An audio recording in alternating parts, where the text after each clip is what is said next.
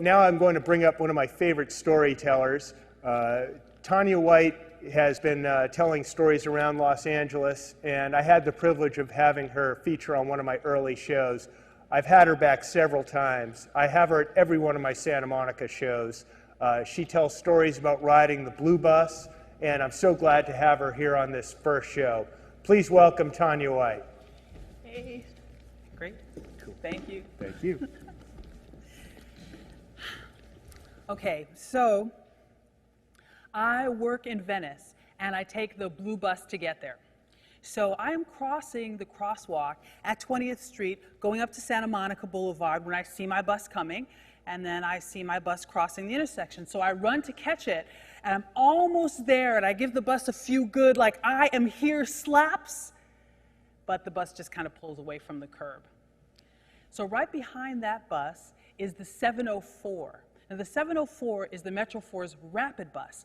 I get on the bus, I tap my tap card, and I say to the bus driver in this tone that says, you know, this is not your problem, but I could use your help here. And I say to her, I'm trying to catch that #1 bus.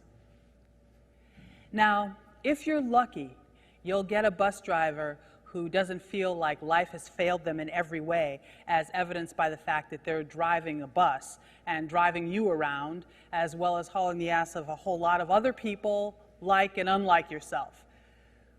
If you're lucky, you'll get a bus driver who maybe they don't love their job, but they at least recognize that it's more fun to work in joy than to work in misery, and then maybe they also have a little gamesmanship going on. Well, I got lucky that day, because this bus driver pulls away from the curb, steers the bus into traffic, and I swear with just a little bit more edge than usual. So we're right behind the Blue Bus, and it's stopped right up ahead at a crosswalk, where there's a woman moving through the crosswalk with a rolling walker, getting from A to B. An impatient motorist drives around her, but the Blue Bus stays there and waits, and we're right behind the Blue Bus.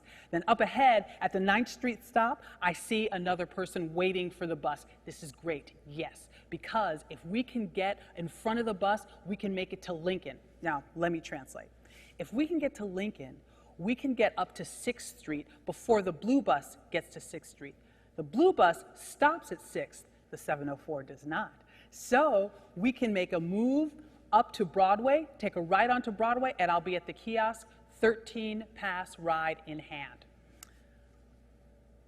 But I look ahead, and the person at the 9th Street stop right in front of the Broad stage is just waving the bus on. Oh, no, no, no, no, no. So the Blue Bus gains momentum and it heads toward Lincoln Avenue, and it passes through the intersection just as the light turns yellow and heads towards 6th Street. I am filled with disappointment. And I look at the bus driver, and she looks at me, and she says, oh, shoot, she feels my pain.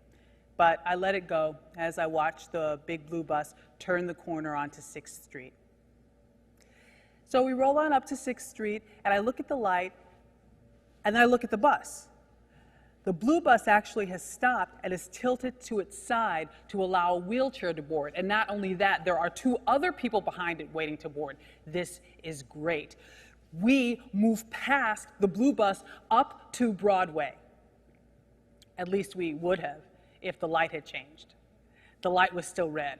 So I sit there watching the bus, waiting.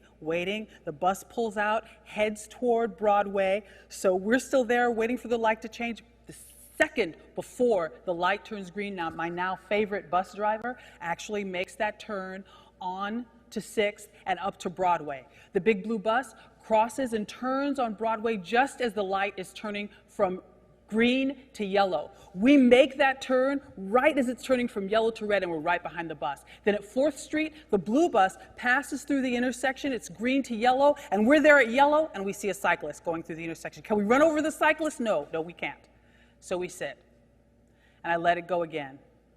This time, the bus driver and I, we congratulate each other for keeping hope alive for as many blocks as we did, but we knew that it was done. It was over. Up ahead at Broadway, the Blue Bus again is tilted to its side. The silver ramp is out like a tongue, allowing the wheelchair to go on out of the bus. I don't even look at the bus driver. I don't want to jinx it. And she pulls up behind the blue bus with a third in queue and just opens the door.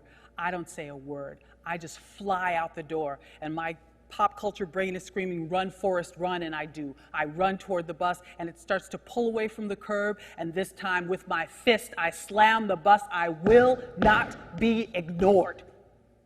And the bus stops. I'm breathing hard. I get up to the door. I get on the bus.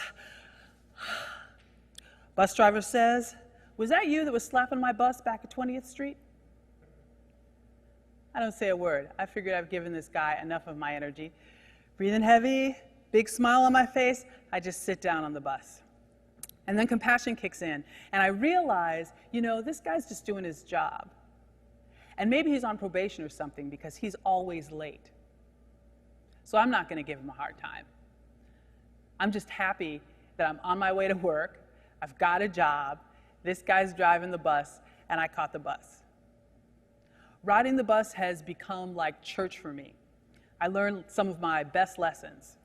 Patience is a virtue. Treat others the way that you want to be treated.